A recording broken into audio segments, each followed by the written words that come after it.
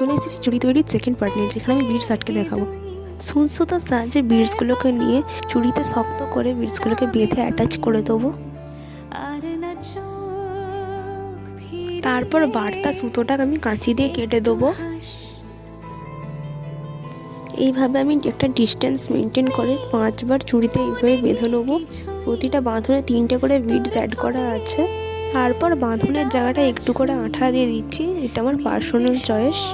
তো চলো একইভাবে বাকি চুড়িগুলোও রেডি করে নিয়েছি, দেখো এইরকম দেখতে হয়েছে। এরপর আমি এতে একটু অ্যাক্রিলিক কালার দিয়ে হালকা ডিজাইন করে নেবো।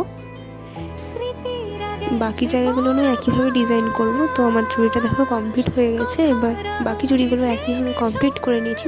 এবার তোমরাই দেখে বলো সেটটি কেমন হয়েছে।